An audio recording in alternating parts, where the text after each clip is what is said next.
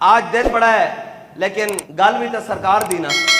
فیض آباد اسی کوئی مکھانے تھوڑی لین گئے سن. فیض آباد ہی حضور دی ختم نبوت اتنے پہرا دین گیا سا نہ چلے. وہ کہندا جی انہوں نے ہمارے فیصلے کو تسلیم کر لیا تھا اس لیے نظر ثانی نہیں کی. میں کہا تیرے وڈے جنہ غازی علم الدین دے خلاف فیصلہ کیتا اسی تو وہ بھی نہیں منیا. تو سا ممتاز قادری دے خلاف فیصلہ کیتا اساں وہ بھی نہیں منیا. تو سا جناب چوڑی نو باہر بھیجا اساں وہ بھی نہیں منیا. اساں وہی کہنے ہیں کہ انہیں جانا. الحمدللہ اسی وارث بیٹھے ہیں سانو بلاؤ. اور کہندا جناب فلاں بھی پیچھے ہٹ رہا ہے فلاں بھی. میں کہا سارے ہٹ جان ہونا اسی نہیں ہٹا گے.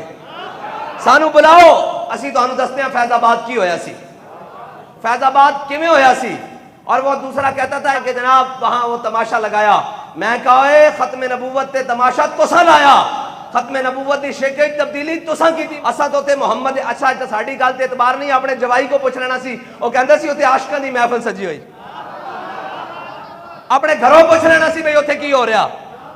باہروں لوڈ نہیں. کہندا سی نا کیپٹن ہاں جی باہروں تمام. میں کہا نہیں گھروں پوچھ لو جوائی کولو. وہ کہندا سی عاشقاں دی محفل لگی ہوئی. تے عاشق پھر محفل لان نو تیار ہن.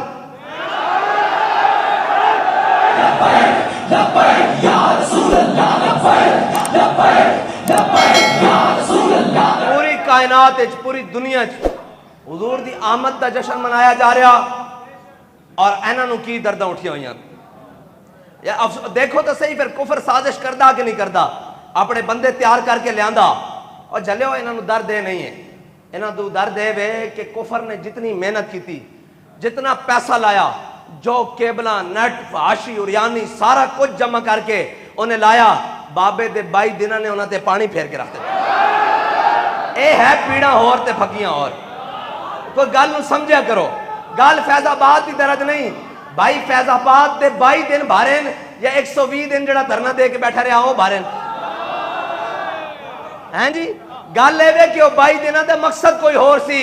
اے تا چاہنے سن قوم دیاں دھیاں جا کے نچاؤ اور جناب فیض آباد چھڑ کے ٹی چوک چھڑ کے پارلیمنٹ اندر نچاؤ. انہوں نے تکلیف کوئی نہیں. 120 دن اتھے جو گند ہویا تینوں او یاد نہیں ہیں جی. ختم نبوت اتھے پہرا دیتا تو کلمہ نہیں پڑھیا تو 100 موٹو کیوں نہیں لیا. اے تا سانو کھلارے گا سامنے نا. اور جدو سانو لے کے گئے کوٹ تے کہنے جناب تانوں وکیل میسر نہیں. اور میں کہا اسی آپ گل کرن نو تیار ہاں.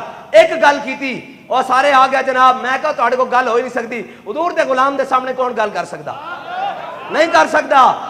اے جدو سارے آ گئے کہ اٹارنی جنرل جناب پینٹ کوٹ بڑے بڑے جناب غیبی مخلوق تے پتہ نہیں کیڑی کیڑی مخلوق اور پینٹ کوٹ کسے ہوئے تے سارے آ گئے. آپ کو وکیل میسر نہیں آپ خود بات کریں گے. میں کہا خود بات کروں گا. جب پہلی بات شروع ہوئی میں کہا تجھے بات ہی نہیں حق کرنے کا. پہلے تو ان کو لاؤ جنہوں نے مجھ سے بات کی تھی. میں نے کہا نہ آپ جانتے ہیں کیا بات ہوئی نہ یہ جانتے ہیں کیا بات ہوئی. پہلے تو ان کو میرے چہرے پر لاؤ کہ جن کے ساتھ بات ہوئی. کیا مجھے بتائیں مدعا علیہ سے مدعی کے بغیر میں باس کر سکتا ہوں.